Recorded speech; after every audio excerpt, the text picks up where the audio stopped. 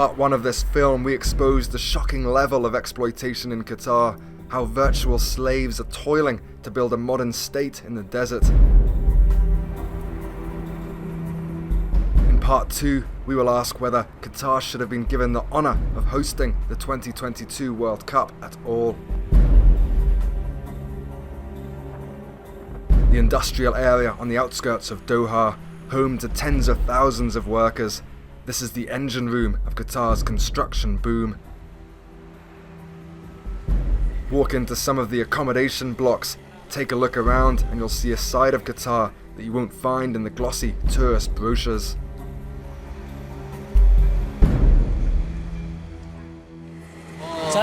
दो महीना हो गया। अच्छा, तो 2 महीना यहाँ से रहता है। 2 महीना यहाँ पे बेड भी ना, नहीं कोई बिस्तर भी ना, नहीं बिस्तर भी नहीं बोलता है। बिस्तर है ये ना 3 months. 2 months Yes, बोलते हैं देता है ऐसे बस। अच्छा देते लेकिन कोई कभी नहीं देता। अच्छा बोलता है बस आता है इस हफ्ते अगला दिन बाद सब। I was even told of one man who had to sleep sitting up. The toilets are the most shocking of all. There are hundreds, possibly thousands of these accommodation blocks in and around Doha. Some of them are pretty clean, but it's not hard to find places like this one here, which isn't even fit for animals. हम लोग पुराना driver सभी 6 driver है 6 और नया आया 5-6 driver पूरा का एक सिस्टम है 12 रियल सैलरी है आज 6 साल हम 6 ईयर से नौकरी करते हैं कंपनी में। अच्छा लेकिन सैलरी ज़्यादा नहीं करता है 12 रियल सैलरी। एक बार गया हम 3 साल 2 महीना में एक बार गया 3 साल 2 महीना में 2 महीना ऑफिस में गया आया टैक्सी पैसे गया 2 महीना के बाद में मिला जाने के लिए। वो टिकट अपना खरीद करा बोनस भी नहीं कुछ नहीं दिया अपना खरीद करा। बाहर में जितने तासे 300-400 रियल ज़्यादा लगता है ऑफिस में। बाहर में 950 होगा ऑफिस से लेता है 1350 ऑफिस में लेता है। नहीं देगा तो उधर से नहीं लेगा तो छुट्टी नहीं देगा कभी नहीं दिया बोनस भी नहीं दिया कुछ नहीं दिया company Marco. These workers were promised decent pay, accommodation, food allowances, and a paid ticket back home every 2 years. When they arrived, their passports were taken and their salaries drastically cut. Every promise has been broken. They took out huge loans to come here and now struggle to send any money back home. मेरे को अपना पैसा से करना मानता है अपना company कुछ नहीं। कुछ दिन पहले हमारा बीमार हुआ ऐसा हुआ हमारा सांस बंद हो जाने वाला। हम बाद में ज़रूरी सेक्शन में गया इधर सनाइया में हॉस्पिटल में उधर से बोला अहमदी जाने का अहमदी गया अहमदी वाला बोलता है कार्ड लेके बनाने के लिए एक होता अपना पैसे से कार्ड बनाया। For many in the construction industry, it's tiring work. 6, sometimes 7 days a week. Health problems are endemic. It is estimated that 4,000 workers will have died by 2022, largely from heart attacks due to working too hard under the scorching sun. एक आदमी मर गया हम सुने लेकिन उसको ऐसा body मतलब बेच दे बाद में पैसा देगा बोला मरी जो कोई केस नहीं करने का। लेकिन वो आदमी गया इंडिया वाला पैसा नहीं दिया अभी तक हम सुना अभी तक पैसा नहीं दिया पैसा दे के बोल के बेच दिया। इधर 2-3 आदमी से छाइन लाया इधर वो उम्र ज़्यादा हो गया वो चक्कर आ गया मुंडी चक्कर आके गिरी से समर गया। नौकरी करके काम छोड़ के बाहर आया बाद में आएगा आने का टाइम में अच्छा तो ड्यूटी से वापस आ रहा था ड्यूटी खलास करके ड्यूटी से 2-3। Some companies in the Qatari construction industries are better than others. This company, Marco, is definitely amongst the worst. But the stories heard here are similar to those heard right across the industrial area.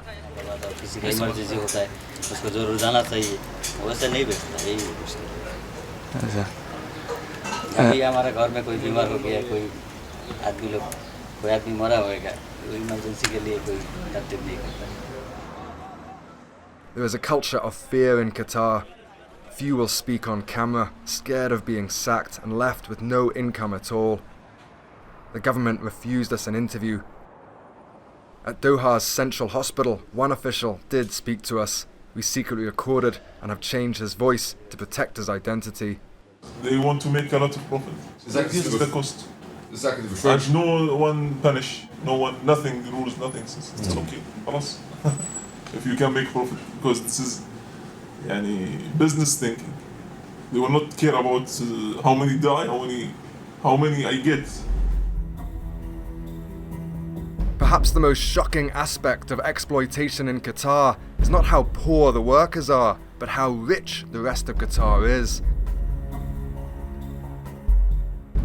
Per capita, it is the wealthiest country on earth. With only 300,000 official citizens, it has the world's third largest gas reserves. With that money, the country has invested heavily in Europe. They own Europe's tallest skyscraper, the Shard, London's exclusive Harrods shopping centre, Paris Saint-Germain football club, offering players a €1 million bonus each if they win the Champions League. They have large stakes in Barclays Bank and Sainsbury's supermarket, as well as owning swathes of London's Canary Wharf. And in their own country, a construction boom has led to a modern metropolis in what was once a desert. They've also built a sprawling artificial island called the Pearl, where rich Arabs shop and Western expats live. I've counted 30 of these enormous residential blocks, although I've probably missed a few. A few of them are half finished, a few of them look finished but are completely empty, and the rest only have some of the lights on. Here on the boardwalks, there's hardly anybody around, and in the shops and in the cafes, hardly anyone as well. Where is everyone? Qatar's skyline is a mirage. From afar, it looks like a bustling metropolis, but get up close, and much of it feels like a ghost town. Many of these towers only have a few inhabitants, some are completely empty, only a few are full.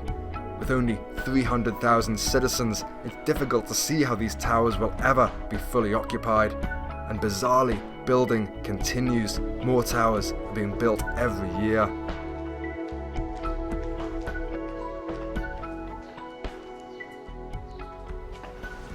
This is one of the most incredible things I've seen in my entire life. In the middle of what used to be a desert in Qatar's capital, a whole district modelled on Venice. Once again, the strangest thing, it's a ghost town. It feels like a movie set. Dozens of retail outlets lie empty. The canal waters calm, except in the evening when joyriders race. The only noise ever to be heard here.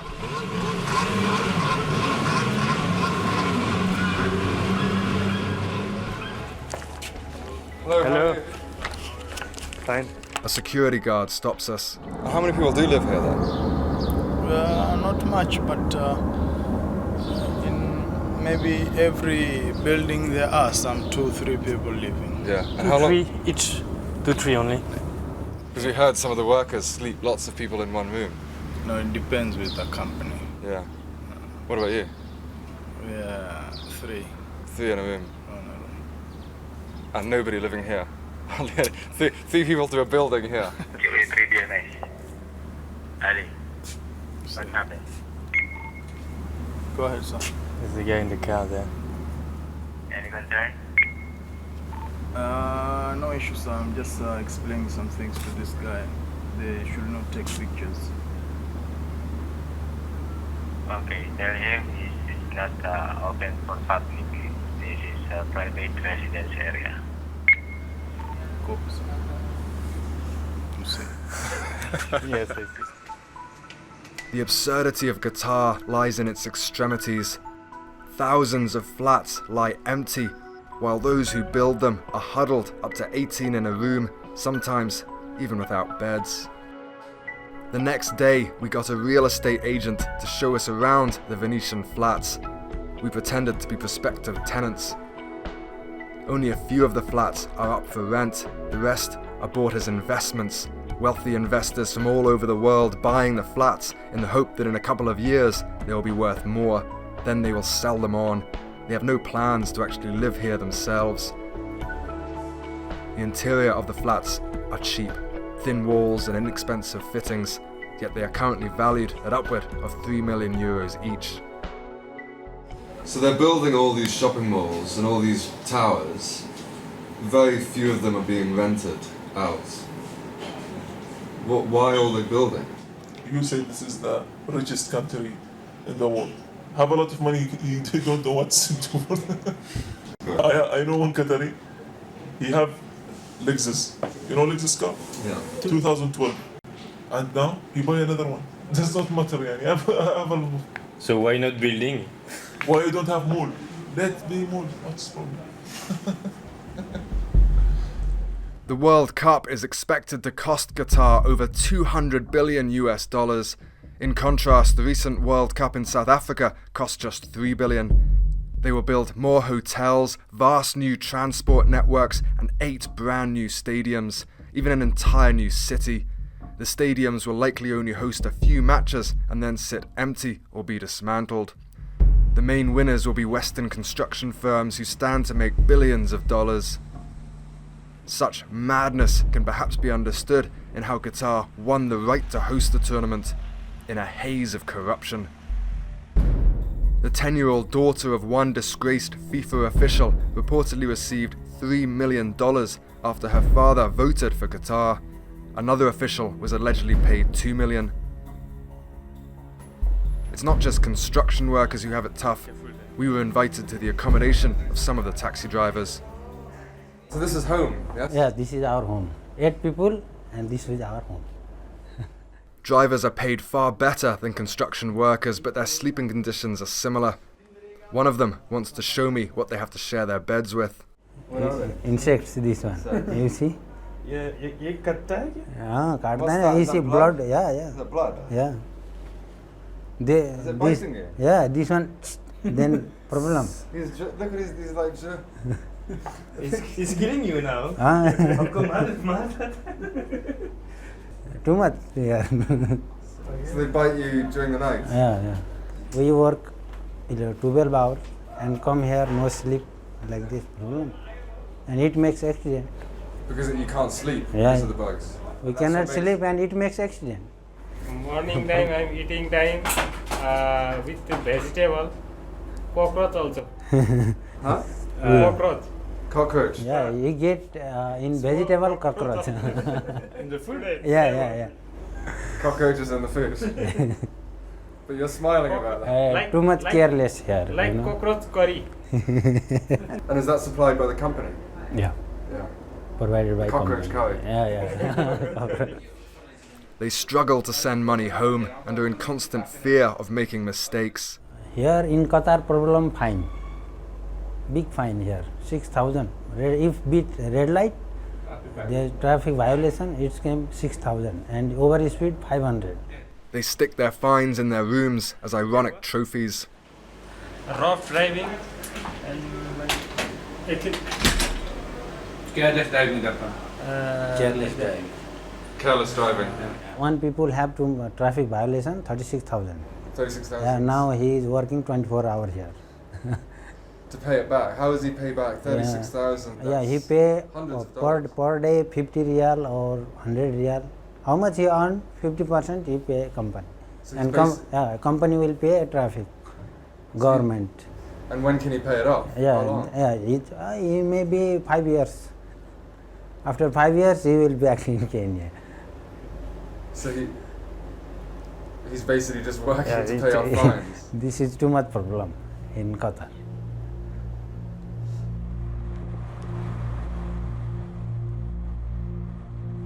On some days, we would follow buses back from some of the huge construction sites. We would be confused as the buses would leave the roads, driving off into the distance.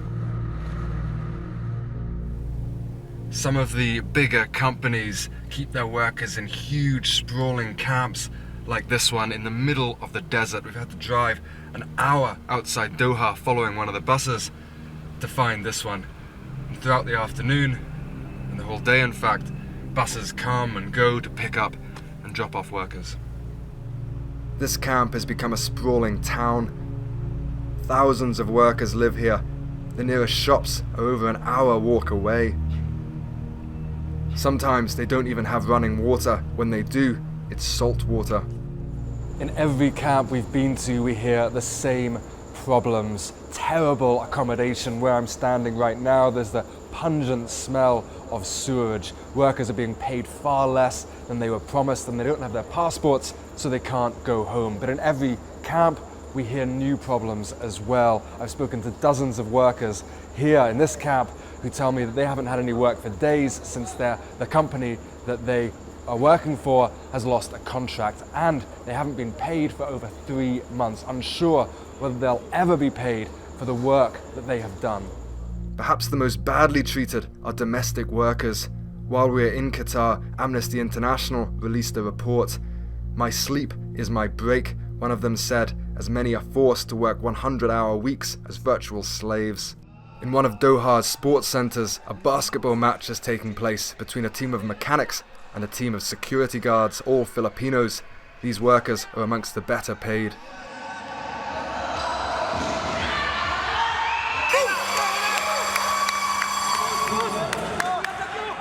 Who do you want to win? That's not fair. Is there a prize? No, this league don't have a prize. You mean cash money? Only trophies and medals. Right. Because everybody's aware that they're joining a league that's more like on a charity, charity fund. And why is this so important? Well, because this is one of our projects wherein we can generate funds for our project, which is sending back home overseas Filipino workers that are abused or distressed here in Doha. In the Filipino embassy every month, dozens of workers come to escape. The organizer of this charity explains why. Some are raped like that, being beaten almost every day by their employer, because these are the workers who work inside the house, like they call it housemaid. What's some of the worst cases you've heard of? Worst case is one of our passengers, she literally jumped out of the balcony of where he's staying. So she was brought to a hospital, and from there, when she was well, then we had to send her back home. Most of them are like runaways. They have to leave their employers and run to our office. They ran away because they knew that they will not be allowed to leave. They don't have a rest day. They just keep on working and sleeping for 3 hours. The penalty for rape in Qatar is life imprisonment, but it is usually the housemaids themselves who are charged with illicit relations, so few complain. Effectively, there is no danger of repercussions if a housemaid is raped. Maybe there should be also like, what do you say, justice for this, I think, Is there any justice? I mean, you know of many girls who've been raped and have been beaten.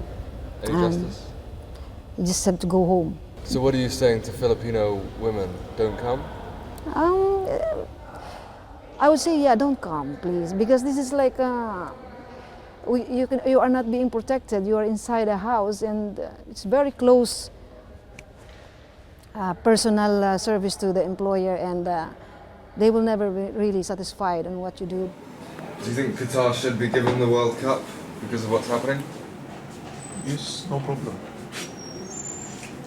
But really, should be not as a gift.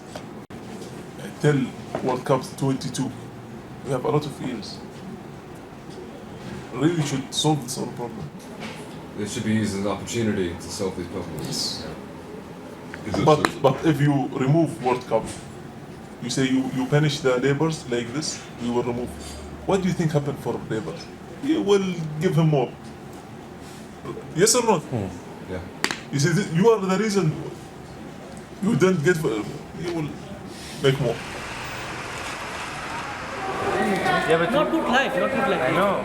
Not good life. This is suffering very hard. Our family, where is our family? Where is working? Feeling tension always, too much headache. But you want to stay or you want to go? Okay. This is our life. We go my country, no work. Bangladesh, no work. Too much corruption, no money, no job. Already Bangladesh, Nepal, Sri Lanka, India, no job. No money, no work. Big problem. Go, big problem coming more. Here every month 2,000 riyal to pocket. We send home. It's good for our family. There is no work, no money. What can I do? Yeah. You already been in other countries? Or? You have been to other We countries? go to Saudi Arabia, 7 years, Dubai, 1 year. And this is better or here in Qatar Qatar? is better from Saudi and Dubai. Qatar is better. The European guys, and some American, Canadian, some Australian, some Asians. It's very good passengers. They give us some tips, good money. Just help us good. Not bad, not bad. This is our luck, this is our luck. We had heard about a football match that was to be played, so we thought we would hitch a ride with some of the fans.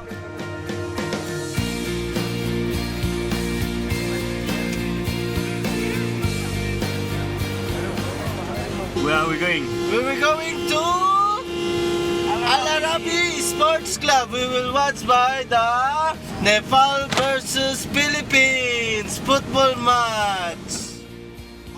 Nepal was playing the Philippines, and many of the workers were invited. So has Qatar put this on to say thank you, or? Only Qatari, thank you, and they give free, all ticket. They arrange for the players.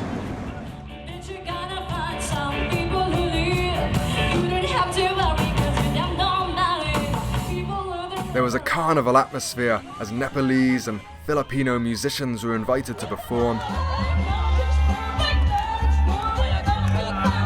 And then the football began. This is the image of workers that Qatar would like the world to see. Although the government is making some progress in improving the lives of workers, and most are undoubtedly better off than they would be in their own countries, too little is being done. Due to corruption allegations, FIFA has recently announced it will be investigating Qatar's right to hold the World Cup. If it does go ahead, perhaps the spotlight being shone on the country will help improve conditions for workers. But at the same time, thousands of workers will still die in putting on what is essentially just a football tournament.